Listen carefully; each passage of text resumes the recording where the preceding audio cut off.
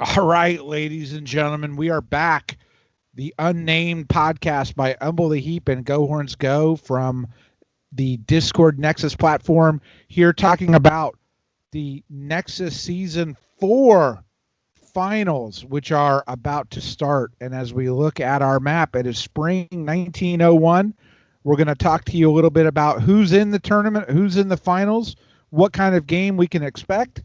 And I want to let you know before we begin that, like all of our podcasts, this is brought to you by diplomacybriefing.com. And Umble, my partner in crime here, and analyst extraordinaire, will talk about diplomacybriefing.com. Umble, how are you doing tonight? I'm doing great. It's great to be back on the podcast. I'm super excited about this Season 4 Nexus Finals. I think it's going to be one of the best ever. Diplomacy Briefing is a weekly email that keeps everyone updated on what's going on in the diplomacy community. Doesn't matter if it's strategy, new variants, tournament results. It is going to give you a breakdown of everything that's worth knowing that happened. It also includes a strategy article. We've got in this next few weeks coming up a great series on English and Turkey dynamic and how they can help each other in a diplomacy game. It's going to be really great. You'll want to get it. It's free. You can go to diplomacybriefing.com and sign up. We're also on Facebook, Twitter, Instagram, RSS feed.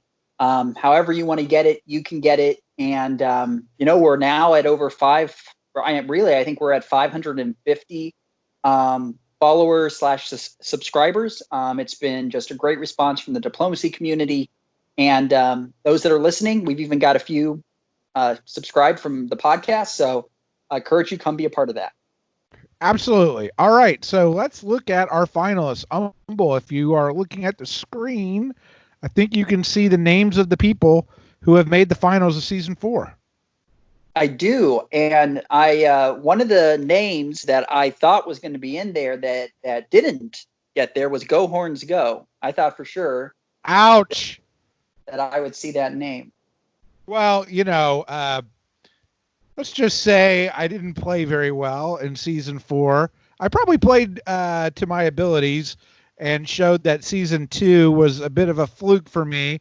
But as long as you're calling me out, I will tell you that my reputation, never quite good, did take the hit.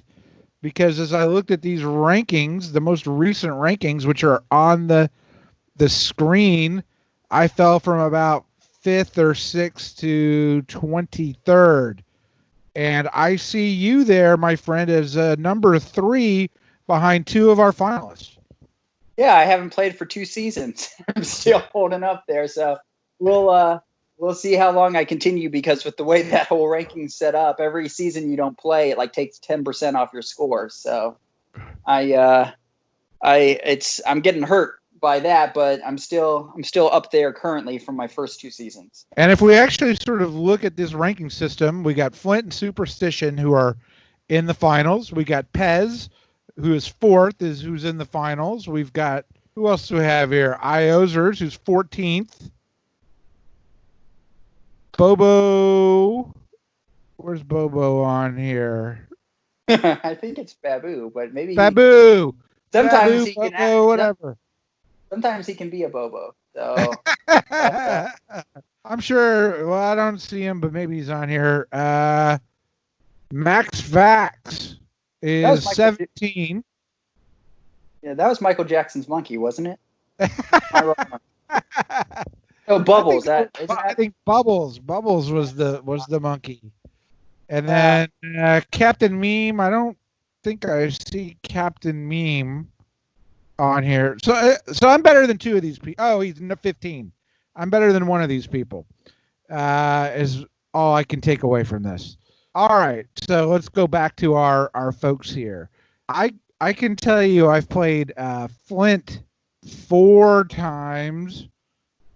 And Iozers 3, and the rest 0. What about you? Yeah, I played 4 of the 7, and I guess we start at the top there with Flint.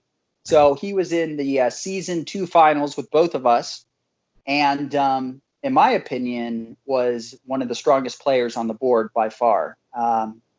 He is very particular. He works the board. He's thinking ahead. He's good at spotting threats. And so he was Italy in our game. I was Turkey. And so me and him ran up against each other all the time. Like we never worked with each other one time at all. And he's back for blood because he was eliminated first in our season 2 finals. And so he's back in season 4 and has dominated the standings back into the finals. He's first. And, in my opinion, he's one of the favorites as far as just on skill wise to win it. He has a great pedigree. He's been in a lot of finals in face-to-face and in online. So he has a strong skill set across the board. Just an excellent, excellent player.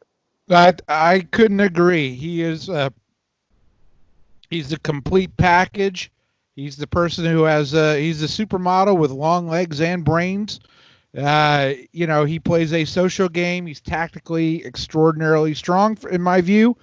A little difficult in the season 2 finals, playing Italy with a bunch of great players between France and you, and Paula, who obviously did well as Austria. But the man knows how to talk and he knows how to play, and he can try and rescue himself. Sometimes that double talk might catch him, which has happened to him a couple of times. But he had an excellent season 4, I believe, with, correct me if I'm wrong, 2 solos? Yep. Mm-hmm.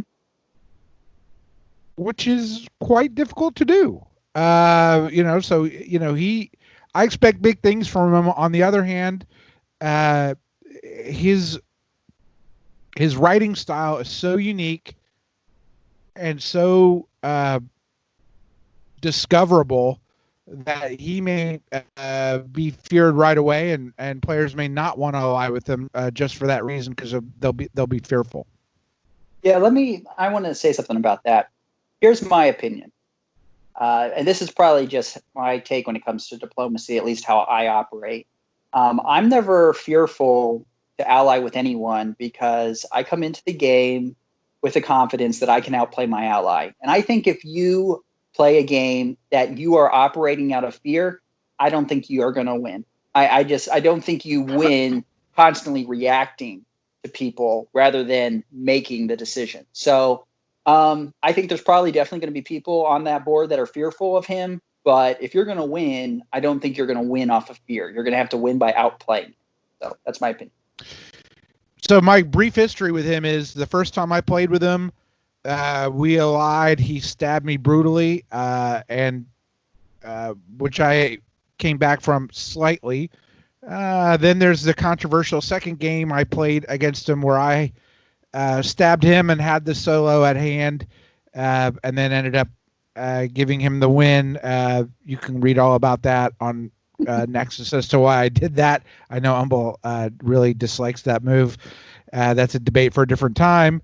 Then I played him in the season finals where I thought he played very well for the position he was in, although I think Paula and you might have a different opinion of what he said in press. I wasn't really part of that on my side of the board. And he played me this season where he was France and I was Italy, and I thought his moves were brilliant as France. I've never seen a better French game, and he did great. And he has a wonderful knack for you still liking him even when he's doing really bad things. So I like him. All right, let's go to Bobo, whatever we call Babbo. Humble, you've played him. Tell us what you think.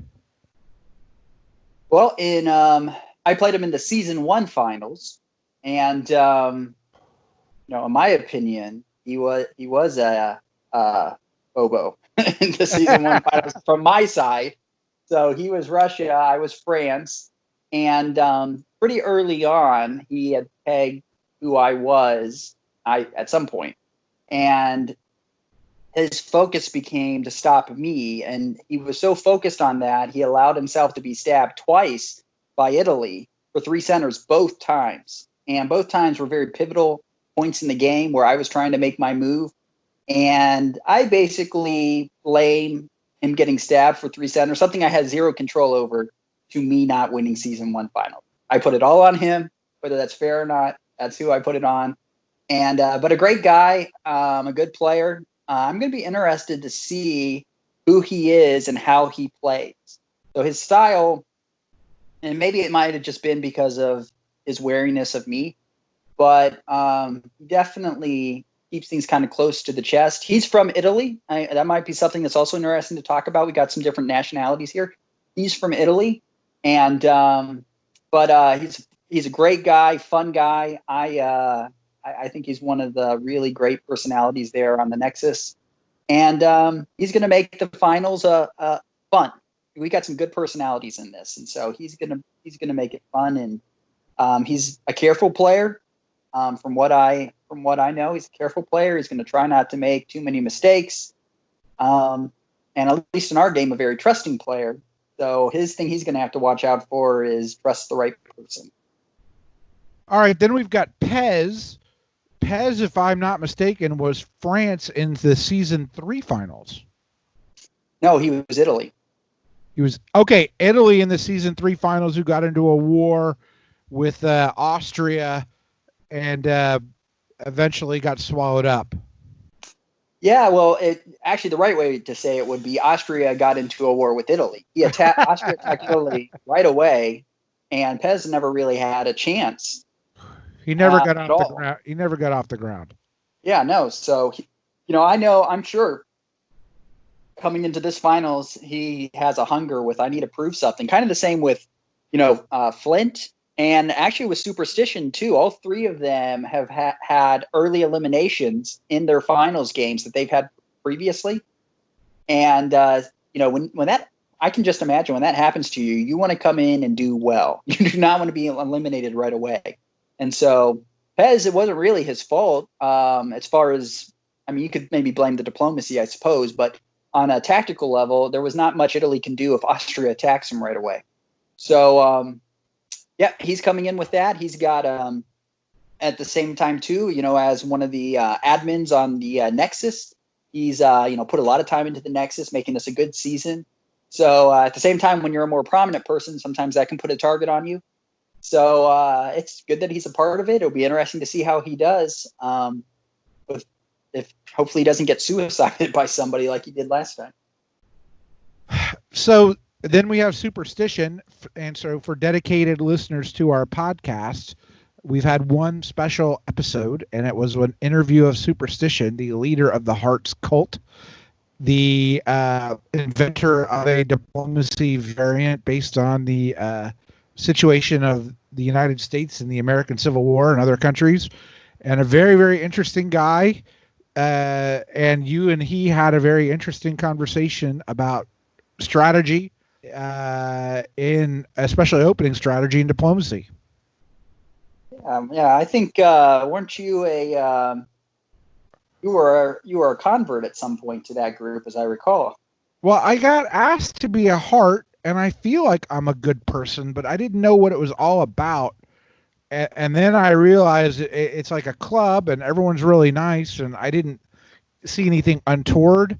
But generally, the old Groucho Marx line of "I wouldn't want to belong to any club that would have me as a member" is apt in that situation. So I promptly resigned my membership in the Hearts, but have nothing against the Hearts and nothing against Superstition. Well, an excellent player. They were in season 1. They played in season 3, didn't make the finals. I tend to think that had something to do with being targeted because the season 3 wasn't anonymous. Whereas season 4 was. They easily made it for season 4 finals. But a very strong player. I think Superstition would say himself that the strength of the game is not necessarily the tactics, but working personalities. And that, of course, is really important. But I would say working personalities is not as powerful in the finals as it is in the qualifying games. Why is that? Well, you can like somebody really well and still sit down and look at the map and say, no, I'm going to make the decision that's best for my power. I may like this person, but I'm still going to take their centers because this is going to help me win. And you get, a higher caliber player in the finals that they're not going to be sweet talked into making a bad move that's going to hurt them or hurt their progress or significantly help someone else. And I think there is a part where you do need to have some good tactical skills or you're going to get eaten alive by somebody that has that. And it's great having good diplomacy, but a lot of times you need to be able to sit down and move the pieces, especially in a high-level game like this. But I definitely would say probably as I look over the players, when it comes to building alliance and having fun on the board, Superstition's probably got the pack beat in that regard. And him with Flint might be an interesting partnership. Yeah. And that could happen. That could easily happen. And it'll be very interesting once we get to the end of all this to see how the personalities interacted. But like I said, Superstition and Flint and Pez, I think all three of them have, maybe they don't think it, but if I was in their position, I'd feel like I have a lot to prove. I don't want to be, Superstition was eliminated in 1903 in the season 1 finals. Pez was not as early, but early, and same with Flint was earlier. And so, they want to come in and do well. But they're Superstition, very capable player. So the next player is Iozers, or I guess it's not losers, but I think it's Iozers. And I've played the man 3 times. In season 1, we played twice. We had an RT partnership that did very well. Probably my best game as Russia. And he was a season 2 finalist as Germany for about 3 seasons. And I was England. I played him. We did not get along at all. I found him to be a very stubborn person. And we never hit it off. He did not like me, and I can't say I liked him much as a player, although I'm sure as a person he's a genuinely fine human being. Your thoughts? Yeah, I played him in the season 1 final and the season 2 final. In the season 1 final, I was France, he was Germany, and me and him played basically the entire game together until 1908 when I stabbed him. And we were being attacked by Russia, Italy, and England. And so we clung together for the game and overcame that. And me and him shared like all kinds of ideas. We had a really good time. He is very stubborn. I remember in the very beginning, there was a point or two where we just really argued it out, and he agreed with me finally. And so, well, it didn't work for me. I just ended up, bouncing him, and he hated that. And he got real upset, and he told me that, I messed his game up and blah, blah, blah. But yeah, he's a stubborn man, which works for a lot of players. Right. Yeah. So in the season 1 finals, we played together really well. I went for the stab, and that was at that moment where Babu got stabbed by Italy, 3 centers. And so then Italy built 3 fleets. I'm France. And so I couldn't make any progress on my stab in Germany. I had to go down. And there was also personality stuff going on the board. I was not going to let Italy take any of my centers. And so Italy was in the driver's seat to win. I think there was like 2 years left.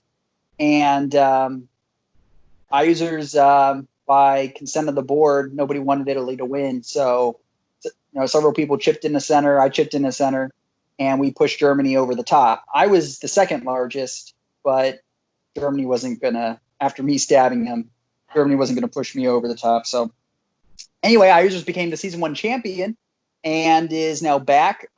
He is my interactions from playing with him and then also playing in the distance when he was Germany and I was Turkey in the season 2 finals. He is not a board influencer. He's not going to be constantly sending press to every single person. He'll find his ally, and I think generally he'll stick with them. He's not, in my interactions with watching him, I've not found him to be a very stabby person. So he's wanting to find that alliance. And he is the type of player, which I think is a good thing, but they try to take advantage of what is given to them. And that can be a really good strategy, actually, in a finals, because you've got a lot of people that are trying to create their opportunities, and to kind of sit back and say, okay, I'm going to let people try to create it, and then I'll take advantage of what's there. I'm not going to try to create it all. And that can be good, because a lot of times we can just deceive ourselves. We can come up with this plan, and even though we should know the other person is not going to accept it, even though they're saying yes, we should know this. We want our plan to happen, and so we trick ourselves. And so I don't think Guy Users is the type of player that's going to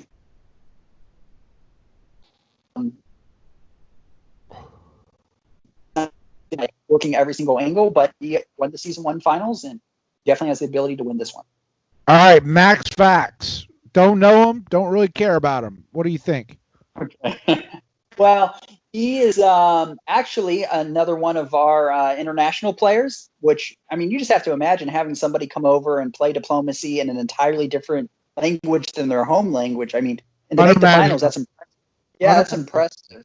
So he's from Russia. He's been playing for over 10 years, I believe, as I recall, and played a lot on WebDip, and but originally was playing in the Russian WebDip side, which there's a good community of Russian WebDip players. And so he's come in and made the finals, has done a good job. So he joins the international contingent with Pez, who's Italian, Babuz, who's Italian, and then him, who is Russian. So be interesting to see how he does. All right, Captain Meme. Yes. So very big part on web diplomacy. He's a moderator over there. He runs tournaments. Very personable guy. I've enjoyed getting to chat with him. He's now a moderator also on Nexus. He has in the past been a part of making podcasts about finals. In fact, he did one for the season 2 and season 3. And it'll be interesting to see what it's like now that he's in one of those finals. Oh, hold on. Is this the bastard who was making fun of me on one of these podcasts at the end of the finals on the video? I don't know. I didn't listen to a season. Was this the 3-hour thing he did at the end of season 2?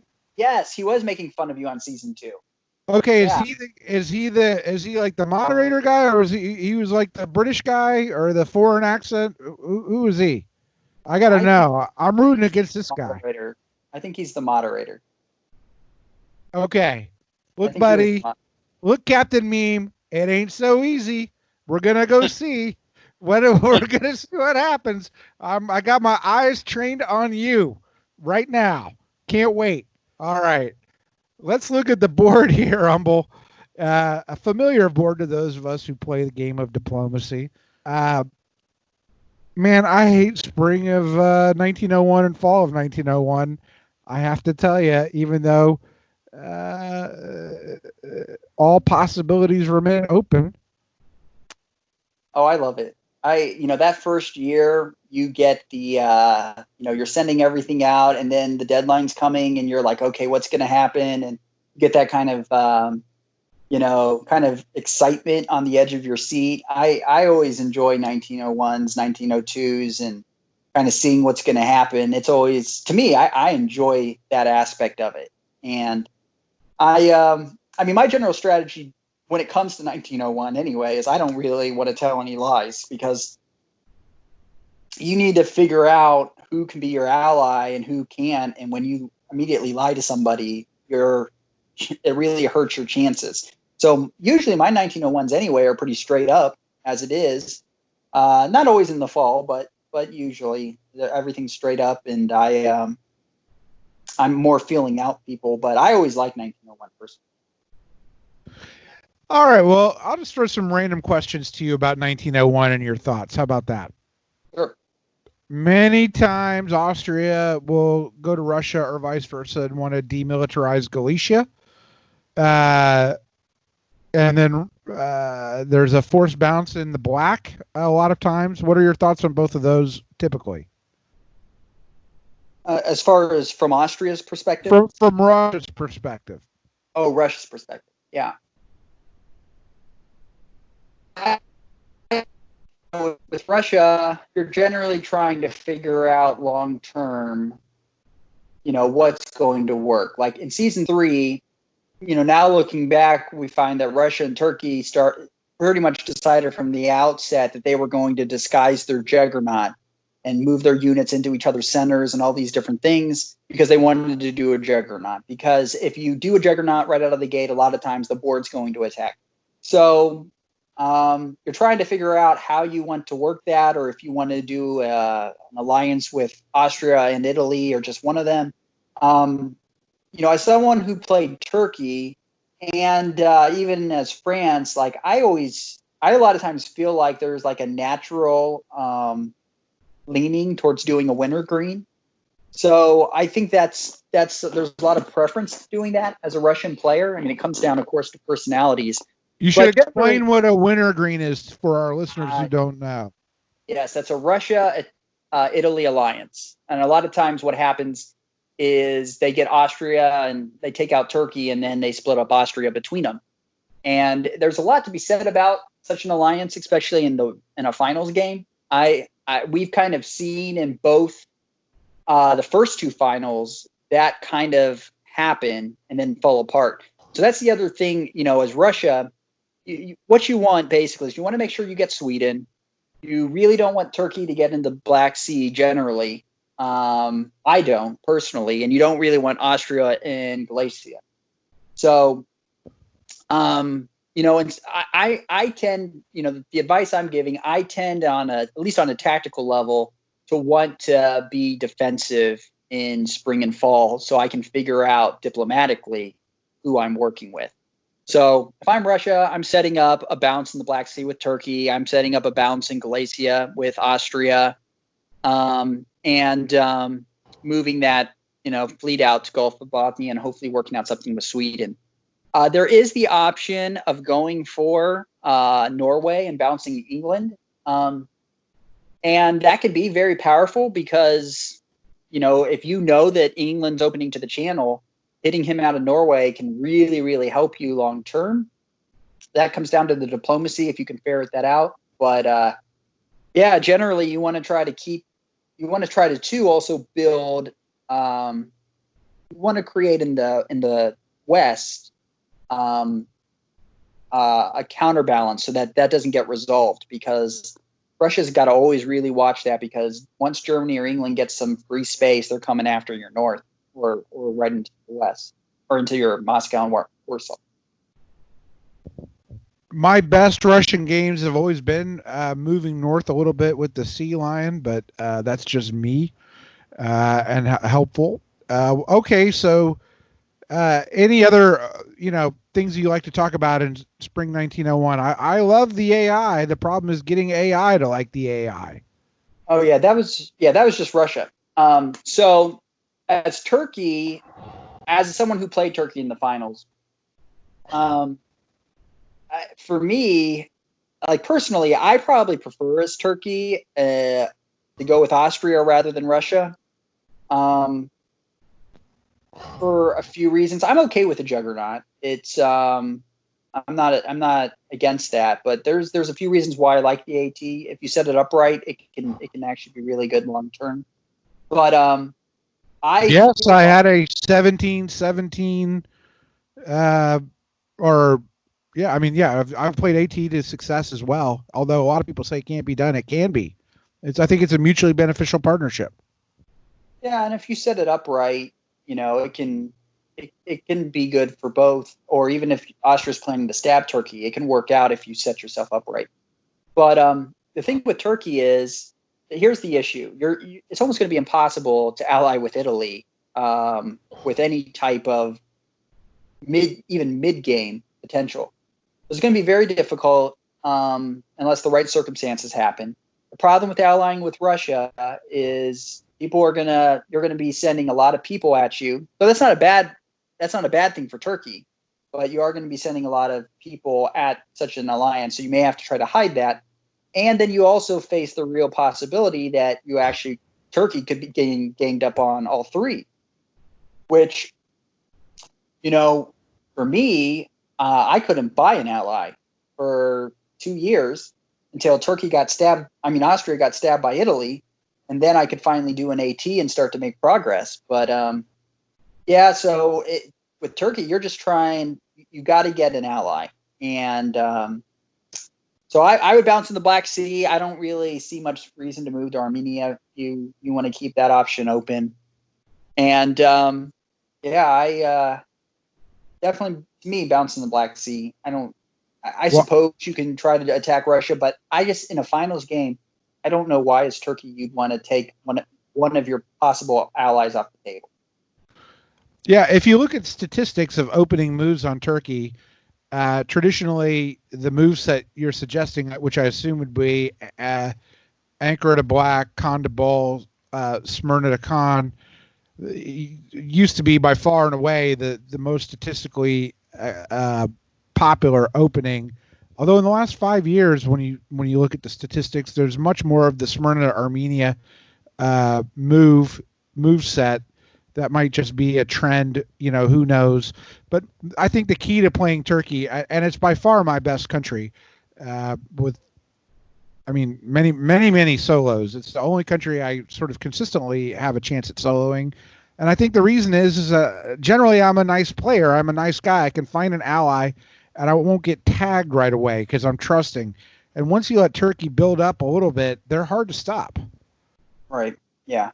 Yeah, I got into my preference is to get Bulgaria and Greece on my first turn. So I'm really pretty good at that, actually. But so I like moving those two armies up. I try to work out some different things with Austria so that I get Greece. I make some promises, generally to try to get them into Romania post haste. And it's such a set. If Austria will offer me Greece, I'll try to sneak into the Black Sea. I'll work something out. If I can get Greece as Turkey, whether I'm going to keep my promise to Austria or not, I will do that, because getting to 5 that quick is you're going to be in the game for a long time as Turkey. All right. Well, how do you do that in the fall when you're in Bulgaria? Do you say I'm going to support you in Romania and then stab and go to Greece, or how do you accomplish that? Well, step one is you need to get Austria to do a hedgehog. So that way that fleet is not going to go to Albania. So that's really important, because you create the opportunity for that to happen. And then the promise is you're going to try to sneak into the Black Sea. That doesn't work. You're still going to take Greece, but you'll get them in then the following year. But if you can get into the Black Sea, then you can support that other army into Romania. So that's kind of the promise in the spring that you set it up as. But the Southern Hedgehog is really important. And going over to Austria's side, I tend in these kind of matches to like the Southern Hedgehog. I think in online play, you should explain what the Hedgehog is to our listeners. Right. Sorry about that. So a Hedgehog is basically a defensive opening. Its pure form is Budapest to Romania, Vienna to Galicia, and Trieste to Venice. And that's the pure form. Most people do the Southern Hedgehog, which I think is probably the better one. And instead of going to Romania, Budapest goes to Serbia and guarantees that build. And so this is really good because it stops Italy from having a successful fall 01 attack on you by moving his armies into Tyrolia and Venice. So you're going to immediately split that army if he tries that. So I tend in online to do that. Now, face-to-face, almost nobody does a Southern Hedgehog. I think there is a big consensus that Italy should not attack Austria very often. And so I find there's a general sense of not doing it. But online, I feel Italy attacking Austria happens a decent amount. And I probably would lean towards the Southern Hedgehog. Pawa, who did that in season 3, ended up winning that. And he did the Southern Hedgehog to start. Season 2. He was Austria. The players in season 1 and season 3 who did not do it lost and went out within 3 years. So I think it's good to be defensive as Austria, and I think a Southern Hedgehog is probably the way to go. And even though you're not contesting Greece right away, there's options that you can do to keep Turkey from getting to 5. I won't go into the detail right now because I'm not talking about spring moves yet. Okay. On how to do it. What about Italy, who you know, I've Yeah, just played get well Tunis. one time and middling 1,000 times.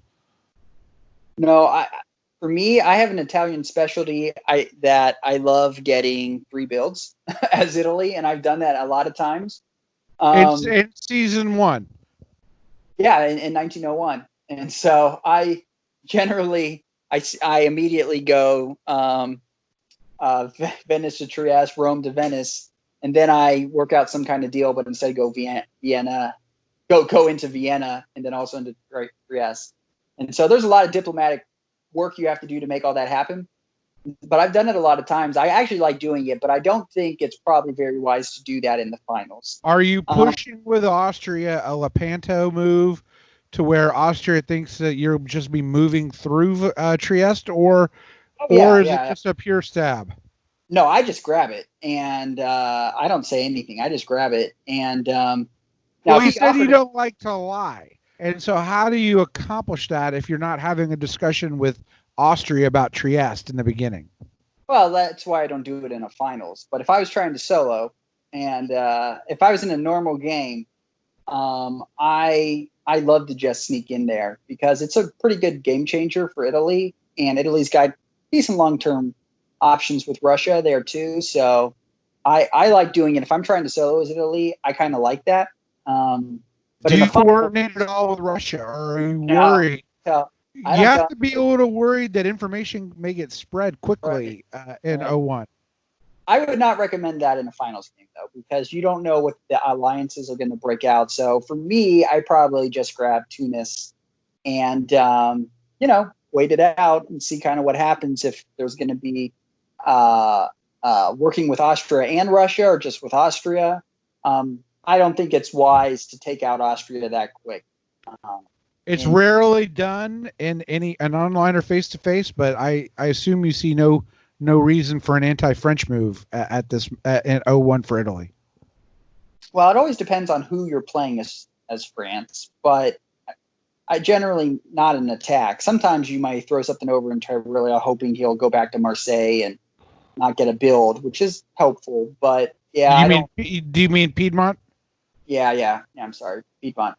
So sometimes you do that, and sometimes that's helpful. But I don't see any of that. Yeah, in the first season of the finals, you're just really trying to establish your credibility because a finals game you have 10 years, and really when you look back at the finals, the people that won, it's all been timing and pacing.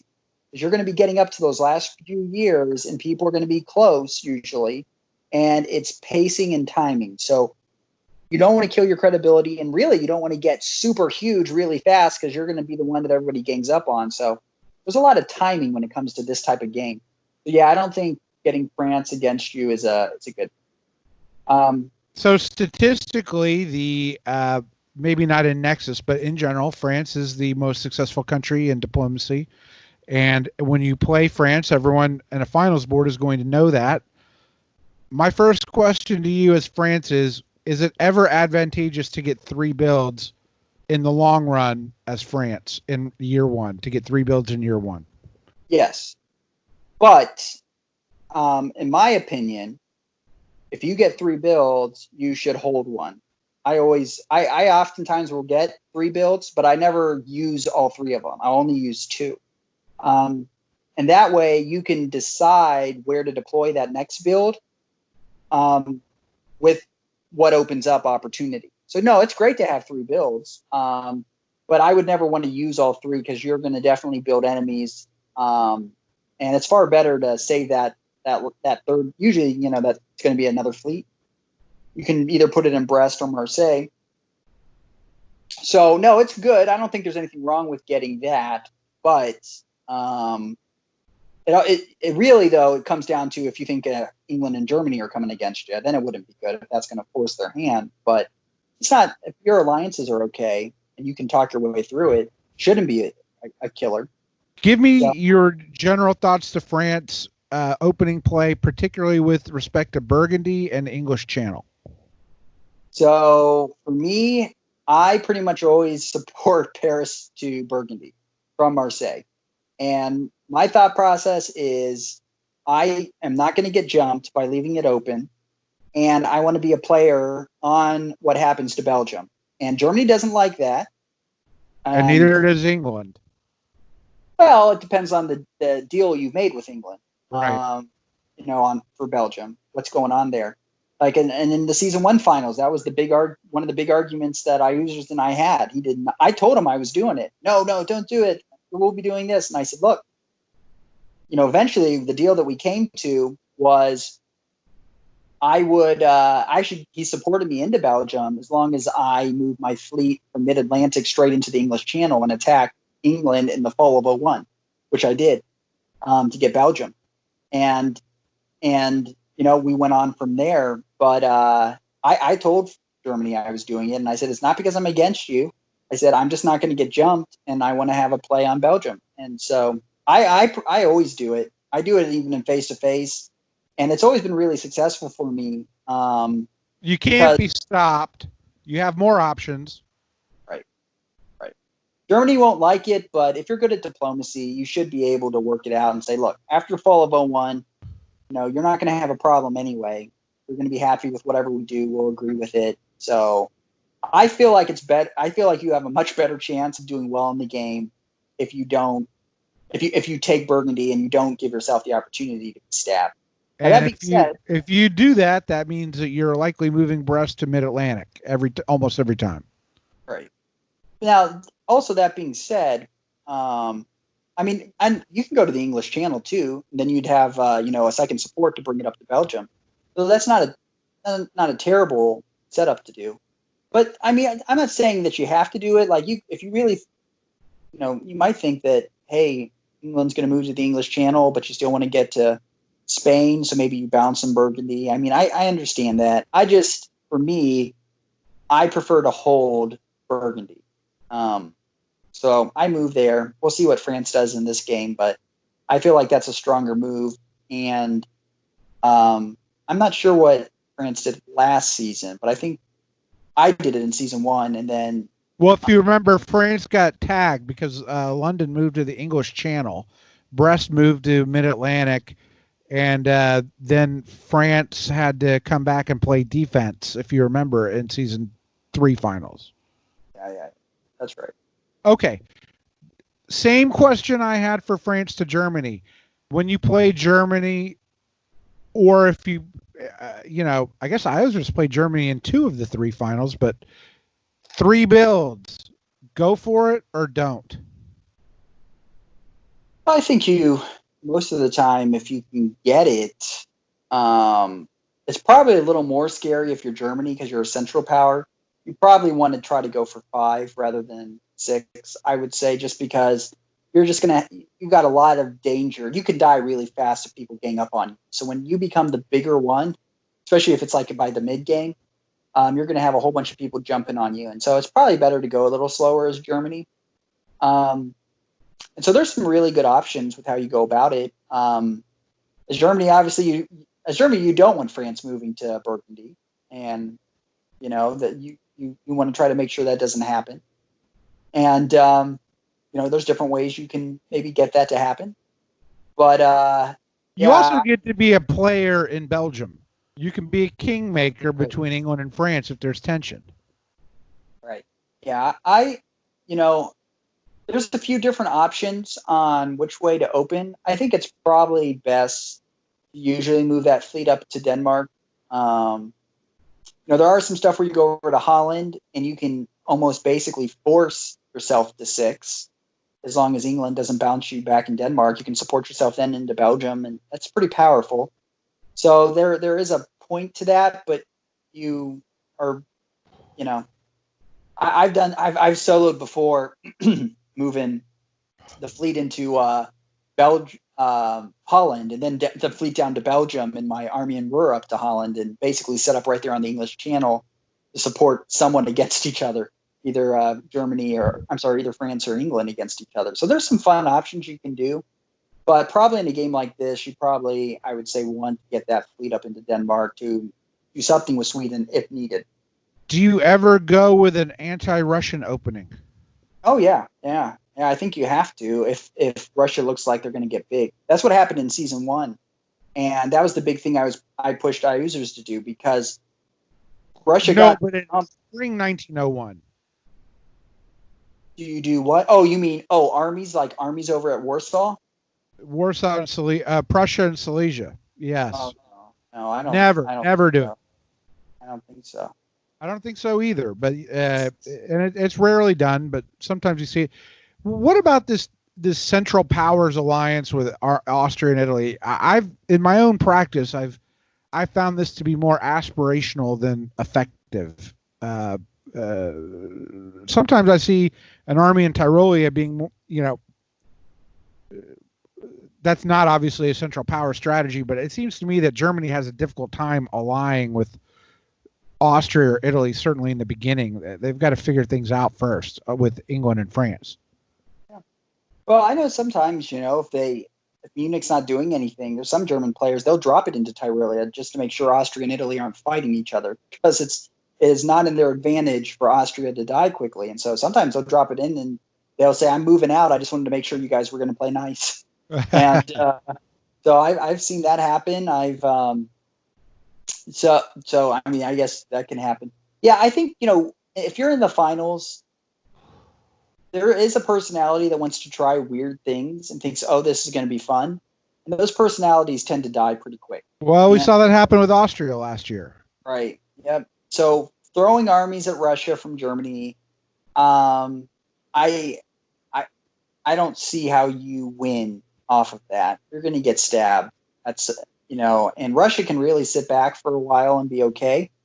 So I don't see that being a wise decision. I think in the West, you've got to you're trying to get the one against the other.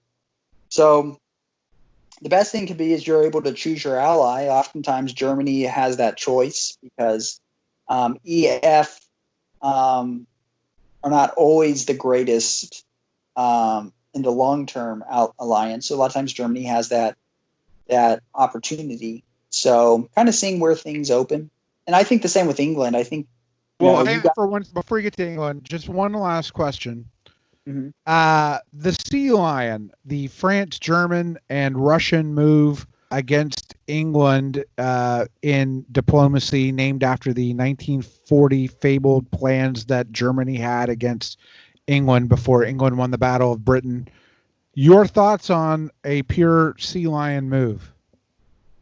Well, I think if I'm Germany, I don't want it. I don't think that usually works out great for Germany because France and Russia can naturally work together and split up centers. But I think as Germany, for me, it's not my favorite because you don't really need Russia to beat England if you have France. I mean, if you guys operate well together, you can crack that shell.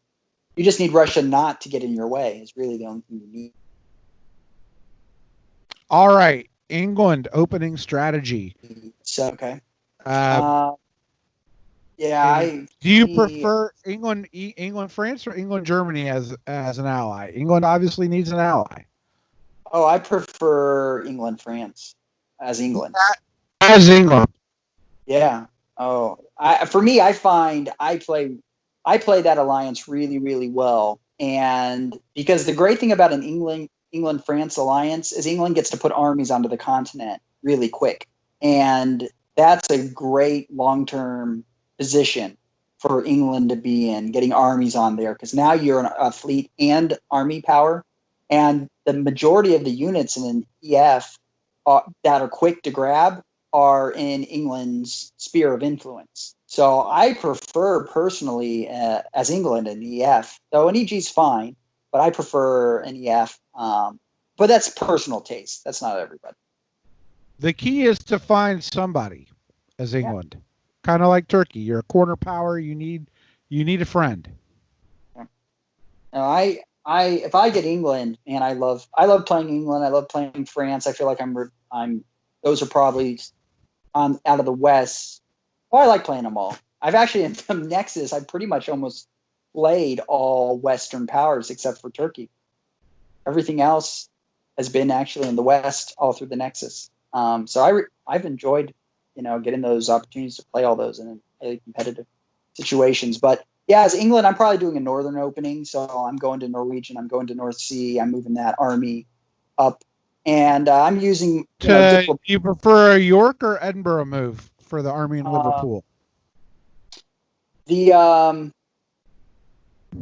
going blank. Edinburgh.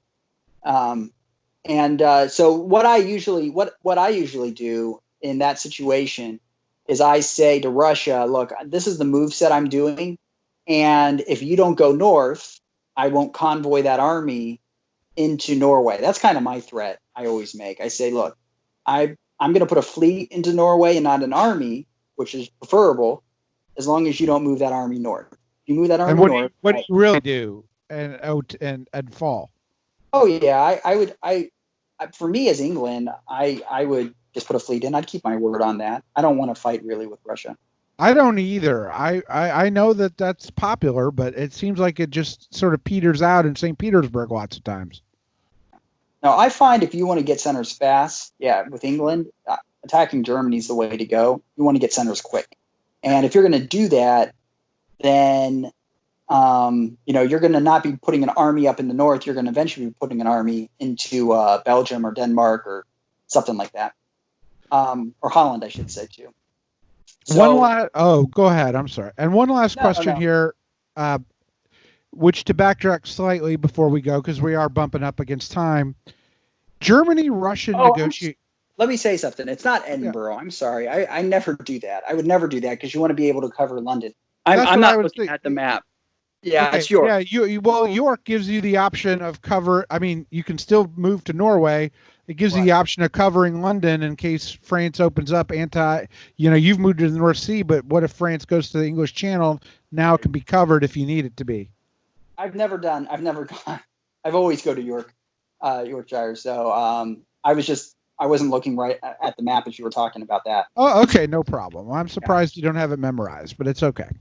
Back to one last question, and we'll wrap it up for today. German-Russian negotiations in 2001.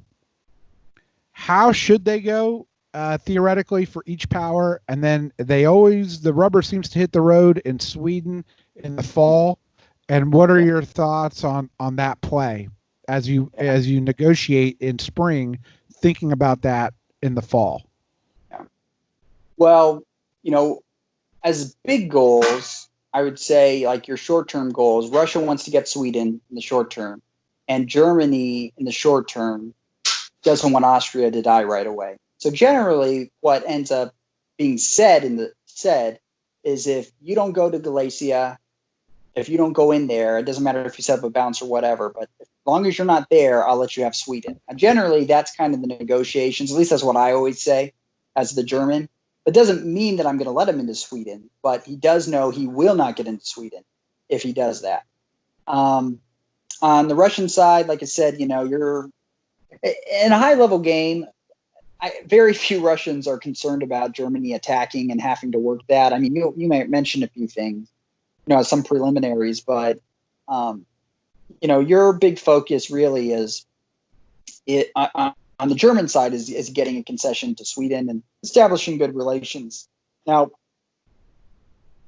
so that was from the Russia side. On the German side, the other thing you've got to consider is on whether you give Russia Sweden or not. Really, you have to consider what your play is going to be in 1902. If you see that Russia is like starting to really grow, then you might say, wait, I'm going to balance that and build a fleet to counteract what Russia's doing. So there's that option. Now, you've also got to kind of make sure that you know what's going on with England or France. If you don't know what's going on with England and France, you probably should let Russia get into Sweden because Russia could maybe counteract England in such a situation. So, the Jutland opening is a good one to do if you're not sure what's going on with England and France as Germany. Which is? You move the fleet from Denmark into Skagerrak, I think, right? Yeah, Skagerrak. And then you move your army in Kiel to Denmark, and then, the army that was probably in Ruhr to Holland. And so what you've done is you've now set yourself up to either attack Sweden or to get supported into Norway by Russia's side. So I've used that in a solo from season 2. I used that opening, and that's really good if you're not really sure yet what's going on with England and France, because if they're both attacking you, you're going to need Russian help. So you don't want to bounce him in that turn. So Germany's just got to really he's got to be just walk that line and figure out what's going to really happen. So you got to be careful on that, but it's not a bad idea to bounce Sweden, especially if you're going with England. All right. Humble, as always, I really appreciate that. I hope our listeners do as well. Spring 1901 is not the exciting time of year for me. I tend to play better once I see how it all shakes out, and then I can use that later on in terms of figuring out people's motivations. But I'm just not good enough to figure out who's lying to me and who I can trust in 01. And so it was nice to hear your perspective. Thanks to diplomacybriefing.com for sponsoring this podcast. And I think I can speak for Humble and myself that we are both very excited about bringing you this podcast and watching the season 4 finals. Humble, do you have any parting words?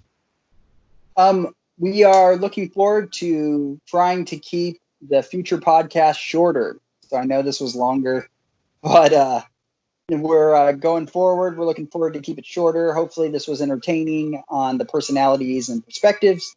And thank you so much for listening. We will leave it with 3 words, Humble. Physician, heal thyself.